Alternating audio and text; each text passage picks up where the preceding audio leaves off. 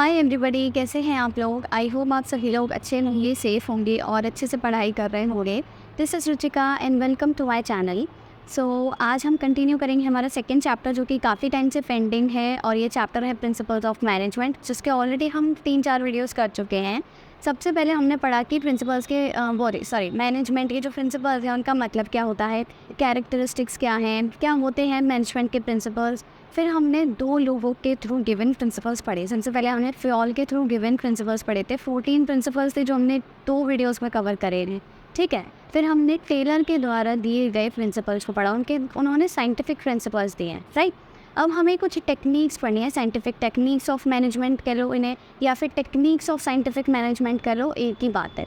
ये भी टेलर ने ही दिया, अभी हम टेलर वाला ही पार्ट पढ़ रहे हैं। तो टेलर ने जो साइंटिफिक प्रिंसिपल्स दिए हैं वो अलग है, और साइंटिफिक टेक्निक्स दी हैं मैनेजमेंट की वो अलग है। तो दोनों में कंफ्यूज नहीं होना है, ठीक है। उन्होंने प्रिंसिपल्स कौन कौन से दिए थे, देखो यहाँ पर मैंने पिछले वीडियो में कराए थे कि कुछ 5 प्रिंसिपल्स थे। Science not rule of thumb, harmony not discord, cooperation not individualism, हाँ 4 थे। और एक ये last, development of workers to their greatest efficiency and prosperity, right. अब इसके बाद हमको उनके थ्रू गिवन साइंटिफिक टेक्निक्स पढ़नी है इस वीडियो में। अब ये चार्ट मैं ऑलरेडी पिछले वीडियो में थोड़ा बता चुकी हूँ। क्या उन्होंने देखो 5 साइंटिफिक टेक्निक्स दिए हैं। सबसे पहला आता है आपका फंक्शनल फोरमैनशिप, फिर आता है standardisation and simplification of work, work study, differential piece wage system, mental revolution. ये जो वर्क स्टडी है इसके अंदर ये 4 चीज़ें आती हैं, fatigue study, method study, time study and motion study. तो ये सारी ही चीज़ें हम आज के वीडियो में कवर करने वाले हैं। और देखो नाम देख करके बड़ा डर लग रहा होगा, आई नो कि ना बहुत हाई फाई वर्ड्स हैं और टफ सा लग रहा है, बट बहुत इजी है, सिंपल है। मतलब इनमें जो वर्ड्स हैं ना, जैसे स्टैंडर्डाइजेशन, फंक्शनल फोरमैनशिप, आप इन वर्ड्स को पकड़ लो, इन वर्ड्स का एक्चुअल मीनिंग समझ लो, तो आपको सारी चीज़ें याद आ जाएंगी कि इसमें क्या था, इसमें क्या था। तो टेंशन वाली बातें हम बहुत ही आसान तरीके से पढ़ने वाले हैं, ठीक है। तो एक एक करके स्टार्ट करते हैं। सबसे पहले हम कौन सा पढ़ेंगे, सबसे पहले हम देखो फंक्शनल फोरमैनशिप पढ़ रहे हैं, ठीक है।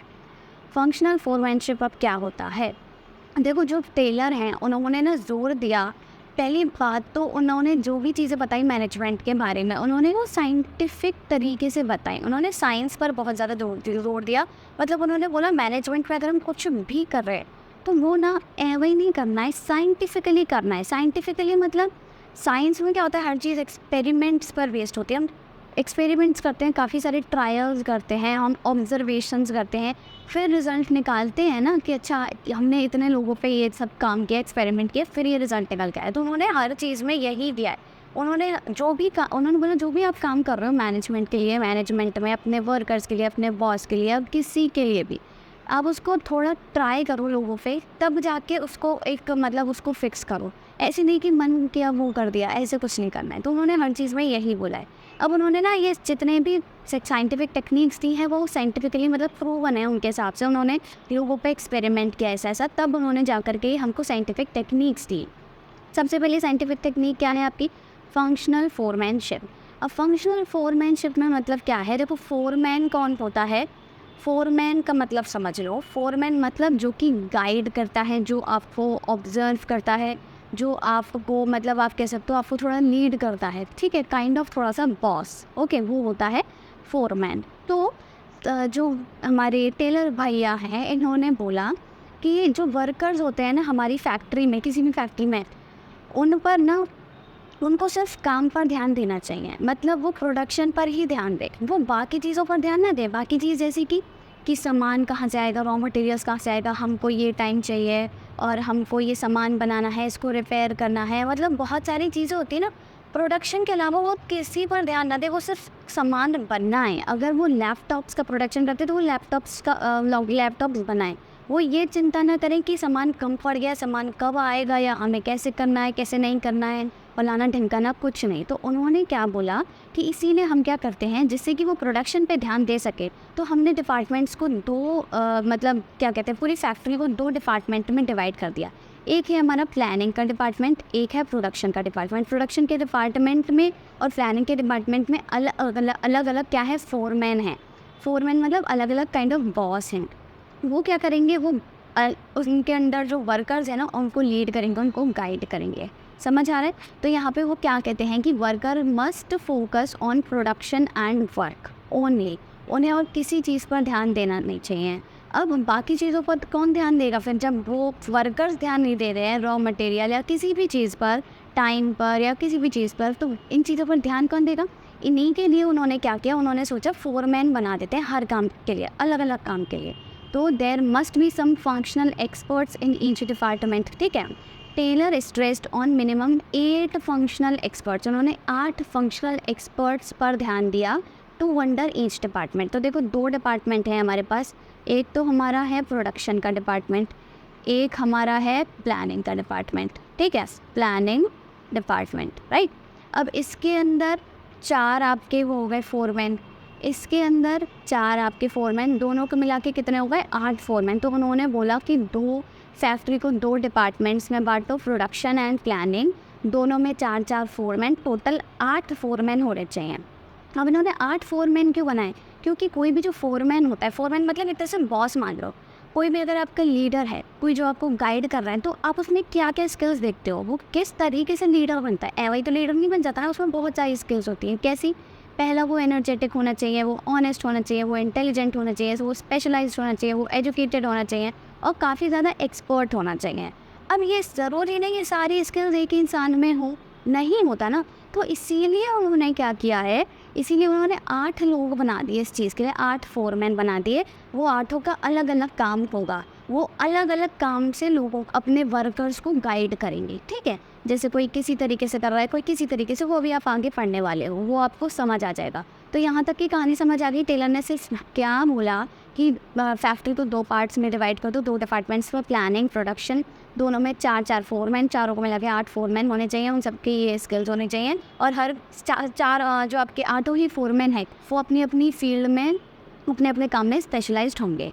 इससे क्या है, ये वाला जो आपका साइंटिफिक टेक्निक है, ये एक और प्रिंसिपल पर बेस्ड है, फिर उसका एक्सटेंशन है डिवीजन ऑफ लेबर का, जो कि फेयोल ने दिया था कि काम को डिवाइड कर लो। अब इन्होंने भी क्या किया, काम को डिवाइड कर लिया ना, एक ही फोरमैन सब कुछ नहीं करेगा, 8 फोरमैन अलग अलग काम करेंगे, तो एक ही पर बोझ भी नहीं आएगा। समझ आया। अब वो 8 आपके क्या वो हैं, क्या बोलते हैं, फोरमैन क्या कौन कौन है और क्या कैसे कैसे वो काम करेंगे, वो हम देखते हैं। उसके लिए एक चार्ट है मेरे पास, क्या क्या है भाई, देखो बहुत इजी है।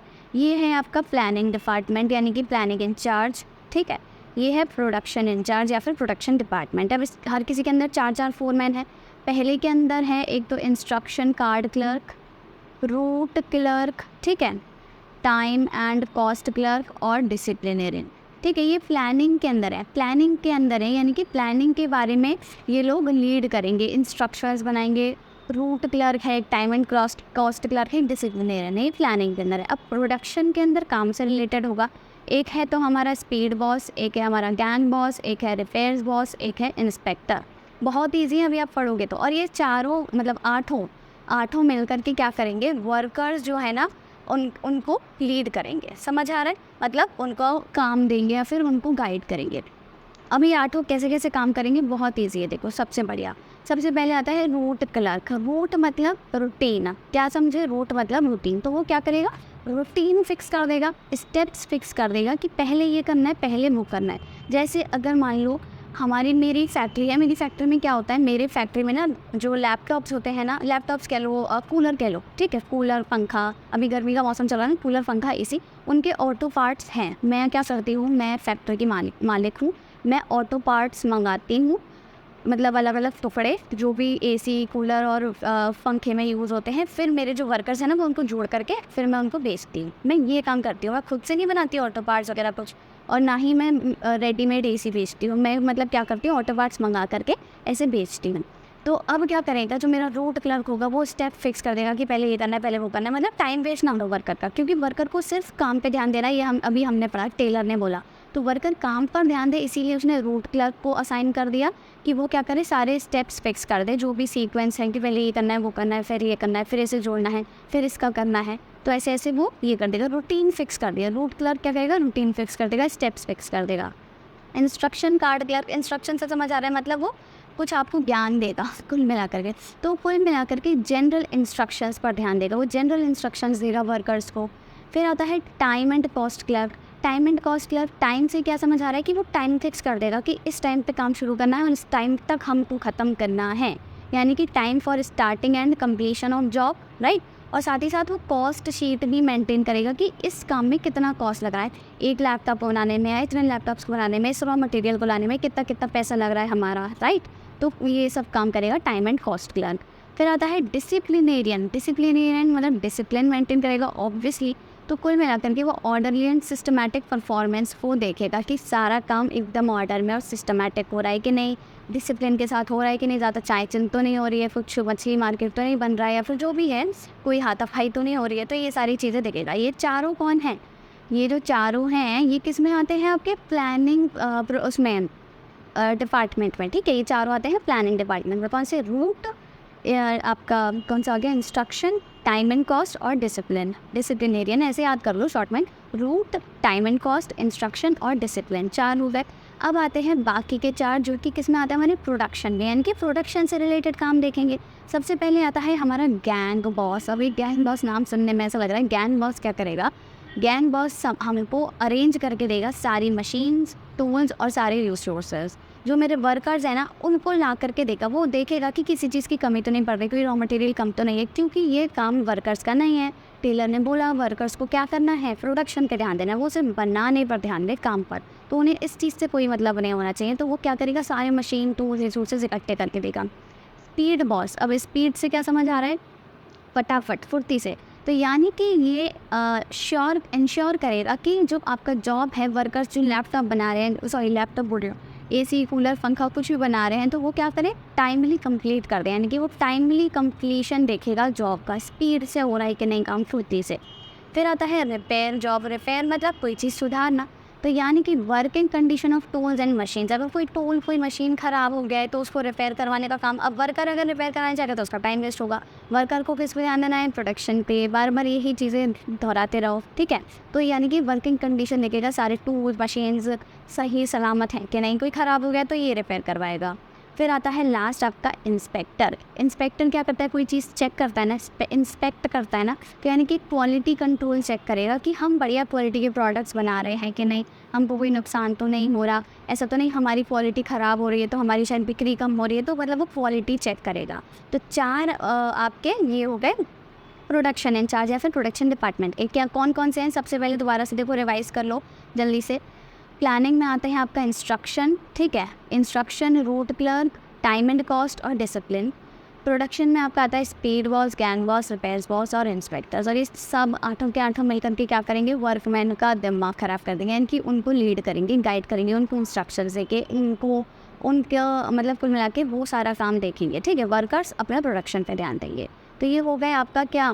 फंक्शनल फोरमैनशिप, यानी कि पहला साइंटिफिक टेक्निक जो कि टेलर ने दिया है। अब दूसरा आता है। दूसरा यहाँ पे देखो कौन सा है, कौन सा था देखो, हाँ ये हमारा हो गया है फंक्शनल फोरमैनशिप। ये हमारा हो गया डन। फंक्शनल फोरमैनशिप आता है standardisation and simplification of work. अब जब हम बात करते हैं स्टैंडर्डाइजेशन एंड सिंप्लीफिकेशन, यानी कि हमको क्या करना है? इसमें काम का स्टैंडर्डाइजेशन करना है, काम का सिंप्लीफिकेशन करना है। अब देखो स्टैंडर्डाइजेशन से मतलब क्या है कि हम हर चीज़ के लिए स्टैंडर्ड मेंटेन करके चलें, हर स्टेप में स्टैंडर्ड मेंटेन करके चलें। स्टैंडर्ड इन द सेंस क्या होता है? स्टैंडर्ड मतलब टूल्स के सिलेक्शन के लिए, इक्विपमेंट के लिए, मशीन्स के लिए, और स्टैंडर्डाइजेशन और भी चीज़ों के लिए, size, type, weight, measures and quality of products. मतलब ऐसा नहीं है हम कभी अच्छी क्वालिटी के प्रोडक्ट्स बना रहे हैं हम बेकार, अगर हम बेकार बनाए तो बेकार ही बनाए थोड़ा, पर स्टैंडर्ड मेंटेन करके चले। हम साइज़ कितने साइज़ का लेंगे वो एक स्टैंडर्ड मेंटेन हो जाए। टाइप कौन किस तरीके के प्रोडक्ट्स बना रहे हैं वो एक स्टैंडर्ड मेंटेन रहे। हम कितना वेट उसमें मतलब कितना भारी बना रहे हैं वो एक स्टैंडर्ड मेंटेन रहे। हम कौन से क्या कहते हैं टूल्स यूज़ कर रहे हैं, हम कौन से इक्विपमेंट यूज़ कर रहे हैं, हम कौन से मशीन्स यूज़ कर रहे हैं, सब में स्टैंडर्ड होना चाहिए। क्योंकि जब एक स्टैंडर्ड होता है, आपका एक चीज़ फिक्स्ड रहती है, तो आपको ना ज़्यादा सोचना नहीं पड़ता, आप हर बार अलग चीज़ नहीं करोगे। आपको पता है हमें इस साइज़ का, इस टाइप का ये टूल यूज़ करना है, ये मशीन यूज़ करनी है, तो आपको ये सारी चीज़ें याद रहेंगी। तो स्टैंडर्ड मेंटेन करके चलना है हर स्टेप में, राइट। तो मैनेजर्स को क्या यूज़ करना चाहिए? वर्क स्टडी टेक्निक यूज़ करनी चाहिए। वर्क स्टडी आप जस्ट इसके बाद पढ़ोगे। ये जो टेक्निक्स है ना 5, तो उसमें पहली तो वही फंक्शनल फोरमैनशिप, दूसरी है आपकी standardisation and simplification of the, तीसरी वर्क स्टडी है। तो इसके लिए क्या करते हैं मैनेजर्स, स्टैंडर्ड सेट करने के लिए वर्क स्टडी टेक्निक यूज़ करते हैं। अभी के लिए समझ लो, वर्क स्टडी आप आगे पढ़ोगे। अब बात आती है सिंप्लीफिकेशन की। अब देखो, कोई चीज़ को जब हम सिंप्लीफाई कर लेते हैं, मतलब हम इसको थोड़ा हल्का कर लिया, सिंपल कर लिया, तो काम आसान हो जाता है ना, राइट। तो सिंप्लीफिकेशन में क्या है, simply it emphasizes on elimination of unnecessary diversity of products, sizes and types. कुल मिला करके हम सब चीज़ें सिंप्लीफाई कर लें। अगर हम बहुत वैरायटी के प्रोडक्ट्स बना रहे हैं तो हम उनको थोड़ा सिंप्लीफाई कर लें, उनकी वैरायटी ना भले ही कम कर दें, क्योंकि जब ज़्यादा वैरायटी होगी आप कंफ्यूज हो जाओगे, राइट। कंफ्यूज हो जाओगे कि नहीं। मान लो आप 50 तरीके का खाना बना रहे हो, आपके घर में मेहमान आ रहे हैं, आप 2 सब्ज़ी बनाओ, एक रोटी बनाओ, एक तरह की, एक चावल बना लो, वो सिंपली हो जाएगा आराम से। पर आप मान लो आप सोचो 10 तरह की सब्ज़ी बना लो, ये बना लो, वो बना लो, तो भाई कुछ ना कुछ हो सकता है ना, मिक्स हो जाए। किसी में कुछ मसाला डालना है वो आप दूसरे में डाल लो, कुछ गड़बड़ हो जाए, उल्टा सीधा हो जाए। होता है ना जब हम बहुत ज़्यादा वैरायटी रखते हैं किसी चीज़ में, राइट। तो इसीलिए यहाँ पे क्या होना चाहिए, सिंप्लीफिकेशन होना चाहिए। अननेसेसरी डाइवर्सिटी, अननेसेसरी वेरिएशंस नहीं होने चाहिए, अननेसेसरी वैरायटी नहीं होनी चाहिए प्रोडक्ट्स में, साइज़ में और टाइप्स में भी। It also helps in improving the quality and reduction of cost. Obviously cost reduce होगा कि नहीं। अगर आप 2 सब्जियां बना रहे हो, बढ़िया बनाओ, स्टैंडर्ड रखो, अपना क्वालिटी रखो उसमें, और आपका टाइम भी कम लगेगा, एफर्ट्स कम लगेगी। इसी तरह इसमें भी क्या है, आपकी कॉस्ट कम लगेगी, क्वालिटी इंप्रूव होगी, राइट। तो ये सारी चीज़ें आती हैं standardisation and simplification of work में। 2 हो गए हमारे 2, फंक्शनल फोरमैनशिप और standardisation and simplification of work. अब नेक्स्ट आता है वर्क स्टडी। वर्क स्टडी में क्या है, देखो वर्क, काम के बारे में हमें जानकारी चाहिए, इस वाले में वर्क स्टडी है। वर्क स्टडी क्या करता है, हमको ये इंश्योर करता है कि हम मिनिमम रिसोर्सेज यूज़ करके मैक्सिमम आउटपुट प्रोड्यूस कर लें। कम से कम रिसोर्सेज यूज़ करें, कम से कम कॉस्ट लगे, मिनिमम कॉस्ट लगे और मैक्सिमम आउटपुट हमको मिले। और जितने भी हम फैक्टर्स यूज़ कर रहे हैं, फैक्टर्स बोले तो सारी चीज़ें, मतलब चाहे आपका पैसा हो, चाहे आपका लैंड हो, चाहे आपके वर्कर्स हो, चाहे आपकी लेबर हो, चाहे मतलब कुछ भी हो, ठीक है, वो सबको यूज़ करके वो हर, मतलब ये जो फैक्टर्स है ना, वो अपना बेस्ट कंट्रीब्यूशन दे, कोई भी चीज़ कम ना पड़े। तो ये आता है वर्क स्टडी में। वर्क स्टडी में क्या चीज़ें आती हैं, मिनिमम कॉस्ट में मैक्सिमम आउटपुट और best contribution from each and every factor. Okay, अब इसमें 4 स्टडीज़ आती हैं, ठीक है, मैंने बढ़ाया था ना वर्क स्टडी में। एक तो fatigue, method, time and motion. चारों ही बहुत ईजी हैं, बहुत ही फुद्दी सी हैं, तो आप आराम से समझ जाओगे, चिंता मत करो। देखो फटीग का मतलब क्या होता है, थकान, समझ रहे हो, थक जाते हैं जब हम। फटीग, मेथड मतलब कोई तरीका, टाइम मतलब समय ऑफ कोर्स, और मोशन मतलब इधर उधर मूवमेंट। तो चारों इसी से रिलेटेड है, जो अभी मैंने शब्द बताया इनका लिटरल मीनिंग इसी से रिलेटेड है और बहुत ईजी है। एक एक करके अब हम समझते हैं। सबसे पहले आता है देखो फटीग स्टडी। फटीग स्टडी क्या है, this technique is conducted to find out the frequency, duration and number of rest intervals. अब देखो कोई भी काम कर रहा है, कोई वर्कर है, अब मान लो वो सुबह आता है 10 बजे और शाम को जाता है 8 बजे। तो अब ऐसा तो नहीं ना वो 10 से 8 कंटिन्यू काम करे जा रहा, उसको ब्रेक तो लेगा है ना ऑब्वियसली। और भले ही खाने के लिए ब्रेक ले, पर बीच में मतलब बीच में थक भी जाते हैं, थोड़ा ये होता है ना। तो फटीग स्टडी क्या बोलती है, ये स्टडी है, स्टडी से मतलब समझ आ रहा है। तो मैंने क्या बताया कि टेलर ने क्या किया, सारे सब पर एक्सपेरिमेंट्स की स्टडी करी, उसके बाद उसने ये सारे रिजल्ट्स दिए हैं हमको। तो टेलर ने क्या किया, ये स्टडी किया कि एक वर्कर, मतलब उसने बहुत सारे वर्कर्स पे स्टडी करी, उसने एनालाइज किया कि हर वर्कर कितने टाइम, मतलब अप्रॉक्स ऑन एन एवरेज कितने टाइम काम करने के बाद वो थक जाता है और रेस्ट करता है, कितनी बार रेस्ट करता है। अगर वो 10 घंटे नौकरी कर रहा है तो 10 घंटे में वो कितनी बार रेस्ट लेगा, कितने टाइम इंटरवल पर लेगा। तो ये सारी स्टडी हर फैक्ट्री को या फिर मतलब हर ऑर्गेनाइजेशन को करनी चाहिए, और उसी हिसाब से उसे रेस्ट इंटरवल्स मतलब आप कह लो फिक्स करने चाहिए कि इतने टाइम बाद रेस्ट है तुम्हारा, ठीक है। ज़्यादा भी रेस्ट इंटरवल ना रखे और कम भी ना रखे, मतलब जितने वर्कर को आपको लगता है ज़रूरी है उतना तो देना ही चाहिए, क्योंकि आफ्टर ऑल काम तो आपको वही करके दे रहा है। अब वही थक जाएगा तो आप कहाँ से काम कराओगे भाई, कहाँ से, ठीक है। तो आपको उसका भी पूरा ख्याल रखना है। तो फ्रीक्वेंसी, ड्यूरेशन और नंबर, मतलब कितनी बार वो रेस्ट ले रहा है, कितनी देर, ड्यूरेशन के कितने टाइम के लिए रेस्ट ले रहा है, आधा घंटा, 2 घंटे काम करने के बाद आधा घंटा रेस्ट ले रहा है, 3 घंटे काम करने के बाद 1 घंटा रेस्ट ले रहा है, ऐसे। और नंबर और कितनी बार ले रहा है, समझ आ रहा है। तो ये आपने फटीग स्टडी में पढ़ना है, राइट। मेथड स्टडी क्या होता है? अब आपका मेथड मतलब कुल मिला के कौन सी टेक्निक यूज़ कर रहा है वर्कर, राइट? मेथड मतलब कौन सा तरीका। तो ये टेक्निक क्यों कंडक्ट की जाती है? To find out the best method which minimises the cost and maximises the quality and satisfaction of customers. हमारे पास दो टेक्निक्स होते हैं, या तो हम लेबर इंटेंसिव करें या फिर कैपिटल इंटेंसिव करें, ठीक है?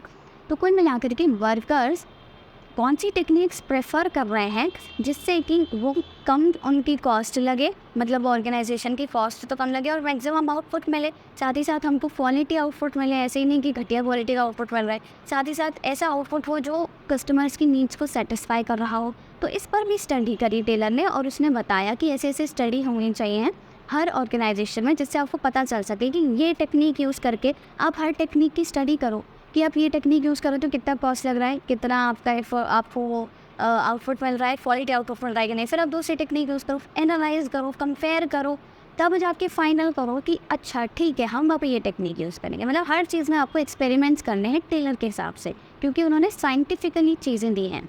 फिर आता है टाइम स्टडी। अब टाइम स्टडी में क्या है? It is to find out the standard time to perform a job. कुल मिला के अगर आप कोई भी नौकरी कर रहे हो तो आपका बॉस है भाई, कोई टाइम असाइन नहीं कर सकता कि उसने 10 से 8 का टाइम असाइन कर दिया। उसको स्टडी करनी पड़ेगी कि अगर मैं इतने टाइम काम ले रहा हूँ तो वो मतलब ये सही है कि नहीं। पहली चीज़, वर्कर्स रेडी होंगे कि नहीं, क्योंकि देखो भले कितने भी पैसे दो, ऐसा नहीं कि आप उसका खून चूस रहे हो तो वो काम करने के लिए फिर भी तैयार होगा। इसका एक बेस्ट एग्जाम्पल तो मेरे घर में ही मेरे भैया हैं, वो पता है एक फॉरेन कंपनी में काम करते थे। कोविड के टाइम से 3 साल हो गए हैं, कोविड को 2020 से अभी भी वो वर्क फ्रॉम होम चल रहा है। घर पे बैठे बैठे वो 3 साल से काम कर रहे हैं, आना जाना कहीं है नहीं, मस्त नौकरी लग रही है।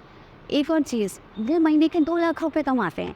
तो अब आप सोच रहे हो, आपको क्या लगता है वो नौकरी छोड़ेंगे ऐसी? नहीं। पर पता है अभी रिसेंटली उन्होंने 1 महीने पहले नौकरी छोड़ दी। क्यों नहीं? आप सोच रहे हो उनके पास वर्क प्रेशर इतना ज़्यादा था, वो कंपनी वालों ने इतना खून चूस लिया उनका कि भाई उनको नौकरी छोड़नी पड़ी। और ऐसी नौकरी जहाँ पर घर पे बैठना है, कहीं आपका आने जाने का खर्चा नहीं, आपको बाहर से शहर में रहने का खर्चा नहीं, और साथ ही साथ आप मतलब घर पे बैठे बैठे 2 लाख रुपये कमा रहे हो, पर फिर भी उन्होंने नौकरी छोड़ी। तो मतलब कुल मिला करके पैसा मतलब जो कंपनी है वो बिल्कुल खून ना चूस ले वर्कर्स का, क्योंकि वर्कर्स ठीक है काम करने के लिए मजबूर है, पैसे कमाने के लिए मजबूर है, पर इतने भी मजबूर नहीं है कि वो मर मर के पैसे कमाएं। तो आपको एक फिक्स्ड टाइम रखना है, कुल मिला करके set standard targets for workers. उनको टारगेट्स असाइन कर दो कि इतने टाइम में ये करना है, जिससे कि वो अच्छे से करे काम। अगर उनके पास कोई टारगेट नहीं होगा तो वो रहेंगे या मर मर के करेंगे, और हो सकता है आपको अच्छी क्वालिटी का प्रोडक्ट भी ना दे। To determine the number of workers to be employed, और ये भी डिटरमाइन हो कि कितने इस काम के लिए कितने वर्कर्स चाहिए। ऐसा नहीं आप एक्स्ट्रा वर्कर्स लगा रहे हो या फिर कम वर्कर्स लगा रहे हो, फिर खुद ही शिकायतें कर रहे हो कि मुझे प्रोडक्शन मेरा आउटपुट अच्छे से क्यों नहीं मिल रहा है। तो ये सब नहीं करना है, टाइम के लिए आपको स्टडी करनी पड़ेगी। लास्ट आपका आता है मोशन स्टडी। मोशन मतलब मूवमेंट से रिलेटेड है। अब देखो अगर कोई इंसान काम कर रहा है, वर्कर जो है, तो वो थोड़ा बहुत मूवमेंट तो करेगा ना, इधर उधर उठ के जाएगा। मान लो वो वहाँ से सामान लेने जा रहा है, अपना रॉ मटेरियल्स, ऑटो पार्ट्स हैं, कूलर, एसी, पंखा के, वो वहाँ से वो लेने जा रहा है। एक बार वो टॉयलेट करने चला गया, एक बार वो पानी पीने चला गया, एक बार थोड़ा बैठने चला गया, अपने दूसरे वर्कर साथी से गप्पे मारने चला गया। मतलब वो कुछ मूवमेंट तो करेगा। एक बार वो बॉस के पास चला गया, एक बार वो कहीं चला गया, फ़ोन पे बात करने चला गया, मान लो बाहर। तो कुल मिला करके हमें क्या करना है, प्रोडक्टिव और नॉन प्रोडक्टिव मूवमेंट्स में डिफ्रेंशिएट करना है। हमें देखना है, मतलब स्टडी करनी है, एक्सपेरिमेंट, कि वर्कर्स कितनी बार अपनी जगह से उठ रहे हैं काम करते वक्त, कितनी बार वो प्रोडक्टिव मूवमेंट कर रहे हैं, मतलब सामान लेकर के आ रहे हैं, वो तो ठीक है, कितनी बार वो नॉन प्रोडक्टिव मूवमेंट कर रहे हैं, मतलब टॉयलेट जाना, पानी पीना, ठीक है। साथ ही साथ हमको अनप्रोडक्टिव मूवमेंट्स को हटाना है, राइट। मतलब सारी चीज़ें उनके पास वहीं अवेलेबल हो, कुल मिला के उनका टाइम भी बचाना है और फालतू मूवमेंट जो है उनका कम करना है। To design the equipment, tools, furniture which minimise unproductive movements, और ऐसे इक्विपमेंट यूज़ नहीं करने हैं जिससे वो ज़्यादा मूवमेंट करें। मतलब फालतू टूल्स, फालतू मशीन्स, फालतू इक्विपमेंट यूज़ नहीं करने हैं। हमें ऐसी मशीन, ऐसे टूल्स यूज़ करने हैं जिससे कि उन लोगों का मूवमेंट कम है, वो ज़्यादा इधर से उधर ना भटकें, काम अपनी जगह पर टिक के ही एक बार में अच्छे से हो जाए, फालतू एक्स्ट्रा मूवमेंट यहाँ करें। तो ये चारों क्या है, वर्क स्टडी में आते हैं। क्या क्या चीज़ें आती हैं, फटीग, टाइम, आपका मेथड और मोशन। समझ आ गया? फटीग में थकान वगैरह, रेस्ट इंटरवल्स याद रखना, कीवर्ड याद रखा करो। मेथड में कौन सा तरीका यूज़ कर रहे हैं, टाइम में टाइम असाइन करना है जॉब के कंप्लीशन के लिए, उनकी नौकरी का। और मोशन स्टडी मतलब प्रोडक्टिव और अनप्रोडक्टिव मूवमेंट्स। ये हो गया वर्क स्टडी। तो 3 हो गए हैं। सबसे पहले हमने पढ़ा फंक्शन फोरमैनशिप, दूसरा था standardisation and simplification of work, तीसरा हमारा ये हो गया वर्क स्टडी, राइट। यहाँ तक की कहानी कंप्लीट हो गई। अब लास्ट नहीं, फोर्थ आपका आता है डिफरेंशियल पीस वेज सिस्टम। अभी डिफरेंशियल पीस वेज सिस्टम क्या बोलता है? डिफरेंशियल पीस वेज सिस्टम देखो बोलता है कि paying different rate of wage to efficient and inefficient employees. मतलब कुछ एफिशिएंट एम्प्लॉयज़ होते हैं जो बहुत बढ़िया काम करते हैं, कम टाइम में कम कॉस्ट के साथ ज़्यादा काम। कुछ इनएफिशिएंट एम्प्लॉयज़ होते हैं तो उनको अलग अलग सैलरी पे करनी है उनके काम के हिसाब से। ऑब्वियसली कोई अगर अच्छा काम करा तो आप उसको ज़्यादा पे करोगे, कोई अगर थोड़ा कम या थोड़ा बेकार काम करा तो उसको कम पे करोगे, राइट। तो इसमें क्या बोल रहे हैं कि extra wages paid to efficient employees we motivate them to remain efficient. ये जो बंदा है देखो यहाँ पर, ये वाला बंदा क्या है? ये एफिशिएंट है, ठीक है। और एक ये बंदा है, ये क्या है? ये इनएफिशिएंट है। अभी जो एफिशिएंट वाला बंदा है, ये अगर आप इसको ज़्यादा सैलरी दोगे इसके काम की तो ये थोड़ा मोटिवेट होगा कि नहीं कि यार अब तो मैं और अच्छा काम करूँगा, मुझे सैलरी ज़्यादा मिली है, राइट। तो एक तो ये काम करना है कि ज़्यादा सैलरी देनी है, साथ ही साथ इसको जो ज़्यादा सैलरी मिल रही है वो इसको तो मोटिवेट करेगी ही, वो इसको भी मोटिवेट करेगी। क्यों? क्योंकि ये सोचेगा यार इससे तो अच्छा काम किया तो इसको ज़्यादा पैसे मिले तो मैं भी और अच्छा काम करूँ। तो यानी कि एक तीर से 2 निशाने चल जाएंगे। आप इससे तो अच्छा काम और लोगे ही और ये भी और अच्छा काम करने की कोशिश करेगा। यानी कि एक्स्ट्रा वेजेस कहाँ चला जाता है cursor? Extra wages paid to efficient employees will motivate inefficient employees to come in the category of efficient employees. यानी कि वो सोचेंगे कि हम इनएफिशिएंट से एफिशिएंट वाली कैटेगरी में आ जाए तो वो भी मोटिवेट होंगे, right. Production is maximised when payment is done on the basis of number of units produced. और एक और चीज़ उसने बोली टेलर ने, एक तो ये हो गया एक्स्ट्रा वेजेस पे करने वाला। दूसरी चीज़ उन्होंने क्या बोली कि जो पेमेंट होना चाहिए ना वो किस बेसिस पर होना चाहिए कि कितने यूनिट्स प्रोड्यूस करी है। मान लो ये वाला जो बंदा है, ये जो एफिशिएंट वाला बंदा है, इसने 100 यूनिट्स प्रोड्यूस करी। इसने कितनी करी हैं? 100 यूनिट्स। क्या हो रहा है आज? हाँ, 100 यूनिट्स प्रोड्यूस करी हैं। इसने सिर्फ 50 यूनिट्स प्रोड्यूस करी हैं। तो इसको और एक यूनिट के मान लो कितने रुपए मिलते हैं? एक यूनिट के मान लो 50 रुपये मिलते हैं, ठीक है। 50 मिले तो इसको कितने मिल गए? 5000 रुपये मिल गए, ठीक है। इसको कितने मिलेंगे? इसको सिर्फ 2500 रुपये ही मिलेंगे।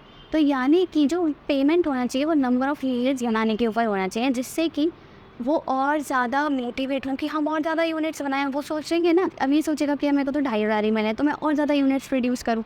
तो इससे क्या होगा? आपका प्रोडक्शन मैक्सिमाइज़ होगा, आपका आउटपुट मैक्सिमाइज़ होगा। तो ये वाली जो टेक्निक है ये स्ट्रॉन्गेस्ट मोटिवेटर है एम्प्लॉयज़ के लिए। बट ये क्या करती है? ये वायलेट करती है प्रिंसिपल ऑफ इक्विटी को, जो कि किसने दिया था? फेयोल ने। प्रिंसिपल ऑफ इक्विटी उन्होंने क्या बताया था कि मतलब इक्वल वेजेस मिलनी चाहिए, हमको ज़्यादा डिफ्रेंशिएट नहीं करना चाहिए। पर यहाँ पे हम डिफ्रेंशिएट कर रहे हैं उनके काम के हिसाब से। तो ये सारी चीज़ें भी वैसे ही देखा जाए तो सही हैं। ऑब्वियसली अगर कोई ज़्यादा काम करा तो उसको ज़्यादा पैसे मिलेंगे। और ये टेक्निक भी अच्छी है कि जो दूसरा बंदा है इनएफिशिएंट वो भी मोटिवेट होगा ज़्यादा काम करने के लिए, आपका प्रोडक्शन मैक्सिमाइज होगा। तो ये सारी चीज़ें किस में आ जाएंगी? डिफरेंशियल पीस वेज सिस्टम में।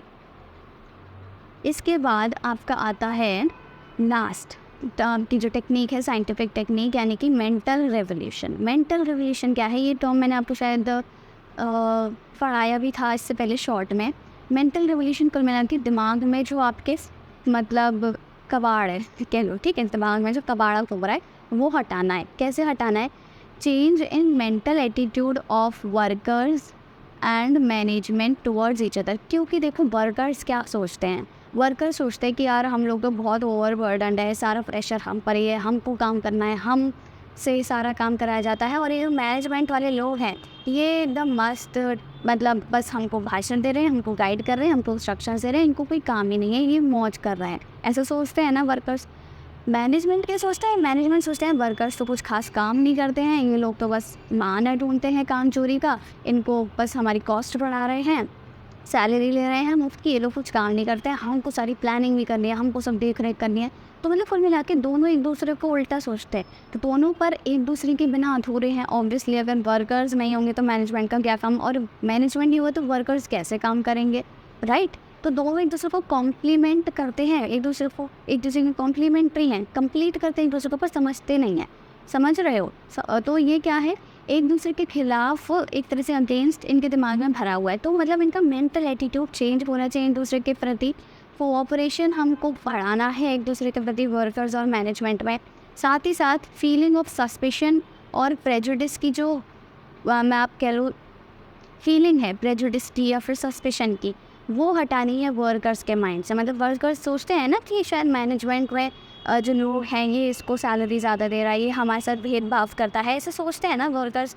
जैसे हम लोग स्टूडेंट्स भी सोचते हैं कि टीचर यार हमको कम मार्क्स देगा, वो उससे ट्यूशन पढ़ता है वो इस टीचर से, फिर टीचर उसको ज़्यादा मार्क्स देगा, ऐसा हम सोचते हैं ना। तो ये जो सस्पिशन और प्रेजुडिस वाली फीलिंग है वो हटानी है हमको, and management to adopt systematic thinking. ठीक है, revolution of mind to develop positive thinking and feeling of cooperation for each other. कुल मिला के हमको मिलजुल करके रहना है, कोऑपरेशन कोऑर्डिनेशन की फीलिंग रखनी है, पॉजिटिव थिंकिंग रखनी है, एक दूसरे के टुवर्ड्स अच्छा एटीट्यूड रखना है। तो ये मेंटल रेवोल्यूशन है, दिमाग चेंज करना है। तो ये सारे ही आपको 5 चीज़ें याद रखनी है। आई होप आपको समझ में आ गया होगा। देखो इसका एक बार फटाफट से ना ऐसा करते हैं, चार्ट बना लेते हैं। 5 टेक्निक्स हो गई हैं, अब एक बार हम फटाफट से समझ लेते हैं। सबसे पहले हमने पढ़ा कौन सी थी, फंक्शनल। ठीक है, इससे आपको याद आ जाएगा, आप साथ साथ में बोलते चलो या फिर लिखते चलो अगर आप नोट्स भी बना रहे हो तो।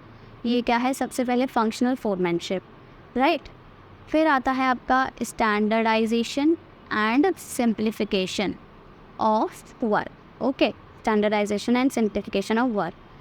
फिर तीसरा आपका आता है work study, right, work study हो गया। फिर आपका फोर्थ कौन सा था, डिफरेंशियल पीस वेज सिस्टम। ठीक है, पीस वेज सिस्टम। और लास्ट जो जस्ट अभी हमने पढ़ा, मेंटल रेवोल्यूशन। तो ये तो 5 देखो क्या हैं, आपकी साइंटिफिक टेक्निक्स हैं। अब इसके अंदर कुछ सब पार्ट्स हैं। इसके अंदर के सब पार्ट्स क्या हैं, सबसे पहले फंक्शनल फोरमैनशिप की बात करें तो इसमें क्या क्या चीज़ें थी, आपके 8 फोरमैन थे ना, 8 फोरमैन थे। कौन कौन से थे, अगर हम इसकी बात करें तो मुझे भी याद नहीं आ रहा एक्चुअली। सबसे पहले हमारे पास था एक तो रूट क्लर्क। ठीक है, रूट क्लर्क था, टाइम एंड कॉस्ट वाला था, टाइम एंड कॉस्ट। एक हमारे पास इंस्ट्रक्शंस वाला था, ठीक है, और एक हमारे पास डिसिप्लिन वाला था। ये चारों किस में थे, आपके प्लानिंग वाले उसमें। ठीक है, प्लानिंग इंचार्ज प्लानिंग डिपार्टमेंट में। अब बचे 4, एक तो आपका था गैन बॉस, एक आपका था रिपेयर बॉस, ठीक है, एक आपका था स्पीड बॉस, और एक आपका था इंस्पेक्टर। ये आपके 4 किस्में थे प्रोडक्शन में, जो प्रोडक्शन कर ध्यान देंगे। तो ये 8 फोरमैन हैं जो क्या करेंगे, वर्कर्स को लीड करेंगे। और ये 8 4 डिपार्टमेंट, 2 डिपार्टमेंट्स में डिवाइड हैं। एक डिपार्टमेंट है प्रोडक्शन, एक है प्लानिंग। प्लानिंग में ये पहले के 4 आ गए आपके, और बाकी के 4 प्रोडक्शन में। ठीक है, फंक्शनल फोरमैनशिप ख़त्म। वर्क स्टडी में और आपकी सारी 4 चीज़ें थी। एक था फटीग स्टडी, ठीक है, मतलब इसमें टाइम इंटरवल्स वगैरह देखना है।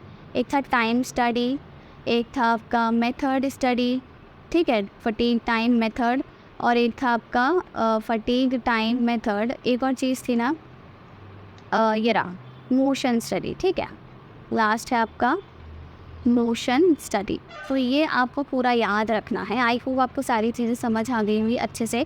ये थी आपकी साइंटिफिक टेक्निक्स।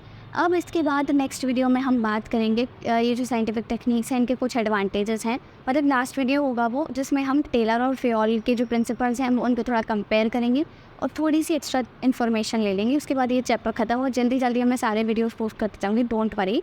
एंड अगर आपको वीडियो अच्छा लगा हो तो डू लाइक इट। अगर आपको कोई प्रॉब्लम है तो मुझे कमेंट में बता सकते हो, पूछ सकते हो कोई क्वेश्चन, या फिर मुझे इंस्टा पर पर्सनली टेक्स्ट कर सकते हो। उसका लिंक आपको डिस्क्रिप्शन बॉक्स में मिल जाएगा। और प्लीज़ अपने फ्रेंड्स के साथ भी शेयर कर देना इस वीडियो को, ज़्यादा से ज़्यादा लोगों तक पहुँचाओ जिससे और सारे लोग हमसे जुड़ सकें। एंड अगर अभी तक आपने चैनल सब्सक्राइब नहीं किया है तो do subscribe it right now. Thanks for watching and have a nice day.